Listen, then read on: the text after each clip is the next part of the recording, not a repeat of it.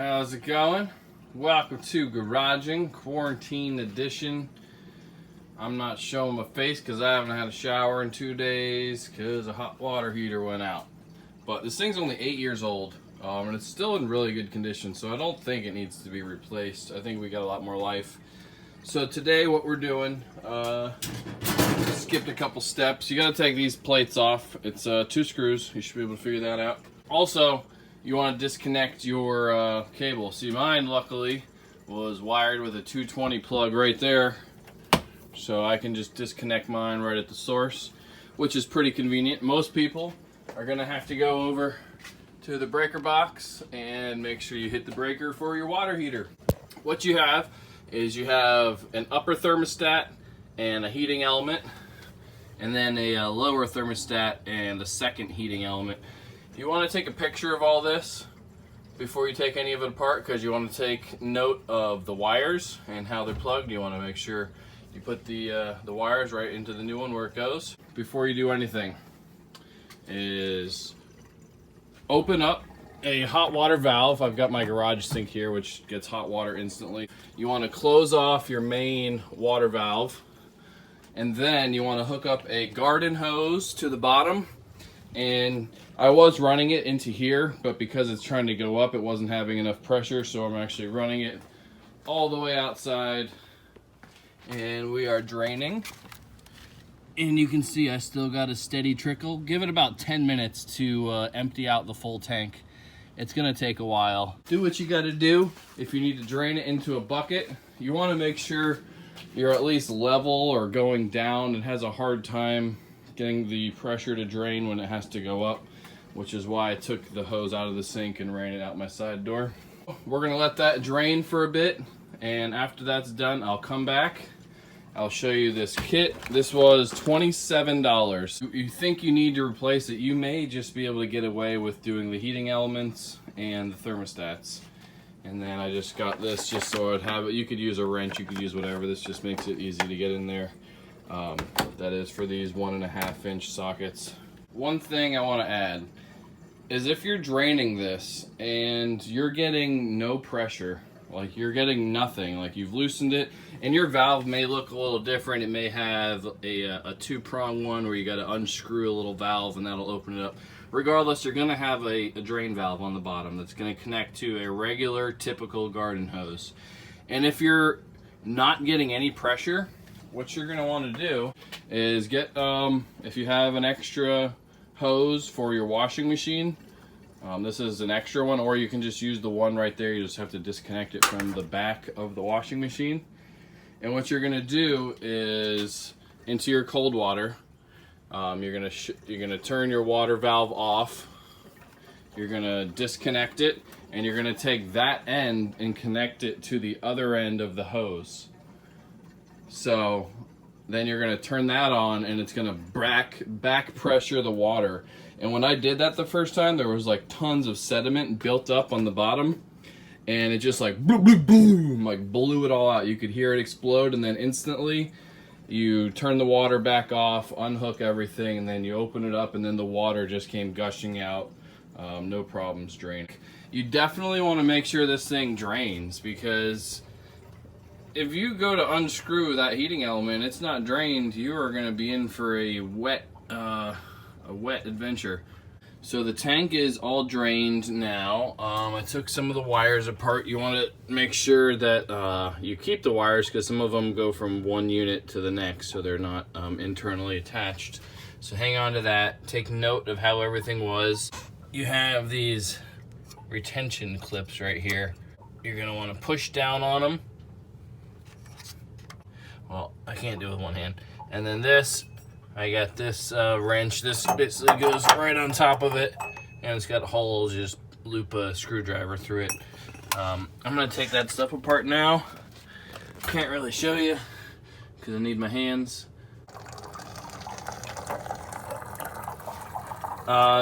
Basically the air coming in is actually causing the water to start flowing again, and it's all coming out. I'm just doing it super slow. So we got a lot more water in here. I'm gonna let this drain again. I think breaking this seal helped pull air in, which is then helping push it back out. Thermostats are pretty easy to remove. There's a little clip here and a clip here. If you just pull them back, just gently kind of like pry it out, and then it'll lift up. So it's got these little hooks on it, and they just go behind there. Got all the water out. Oh yeah. Finally remove this guy. Some threads on here. It's pretty straightforward. And just put it in. Make sure you're aligned correctly on the threads. You should be able to grab it. And it should be, if you're putting a lot of pressure to tighten it, at least initially, then you're probably misthreaded. So come back out, get it straight. Now we're gonna wire this thing up. I got the bottom one in and the bottom sensor. I gotta tighten them down. We'll get it wired up, fill it back up. We're almost done. Got everything rewired just like it was originally, just looking at the picture. All the wires are pretty stiff, so when you take them out, they pretty much stay where they were anyway, and they're gonna fit the mold. Now this one down here, it doesn't matter which one they go to as long as they go in the same way, so that the yellow one is on one side and the blue one is on the other side. And yours may not be yellow or blue, yours may be all black and red. You just wanna make sure it's all the same. So these are interchangeable. You just wanna make sure one's black and one's red, because when you rotate it, the orientation is gonna be any way. I'm gonna push everything to the side. The last thing you wanna do is get like a little, you can get some cotton swabs or a little paper towel, a screwdriver, and just wedge it in there and get, they're gonna have water all in here. So you just wanna dry this whole area as much as possible, get all those little bottom pan dry. So everything's connected. I went back, double checked all my screws, everything's tight, everything's snug. Disconnected my hose and tightened that.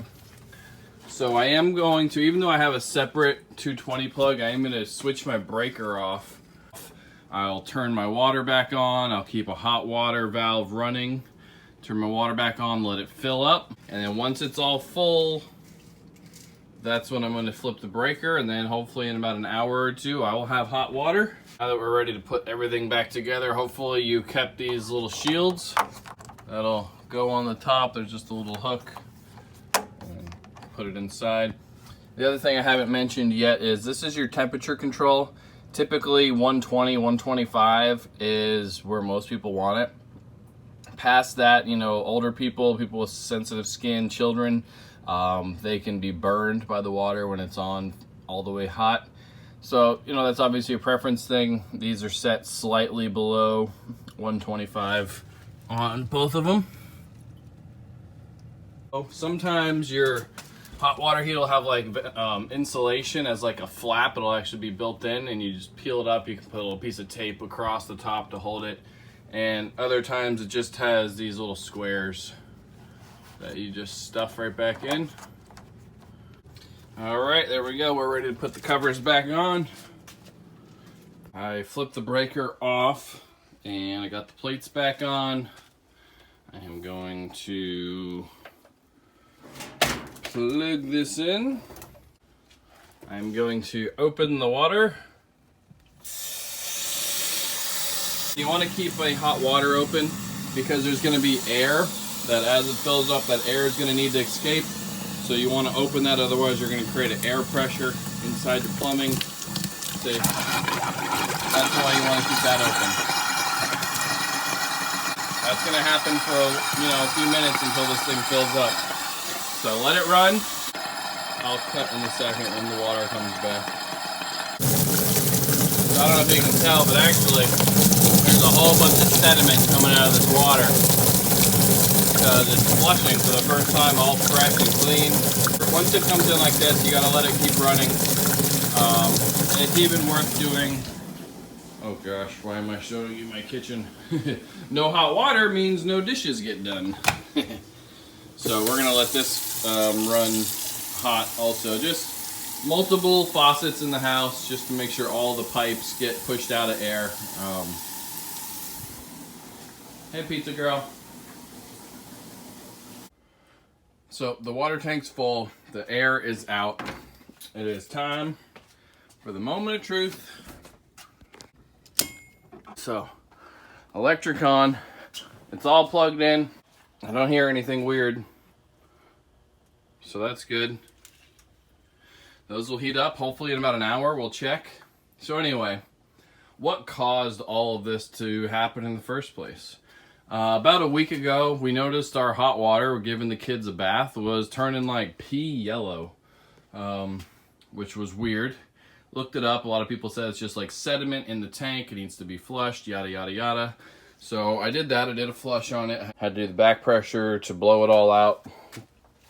That actually alleviated a lot of the color, but it was still kind of like this off, muddy, kind of like stagnant pond water brown.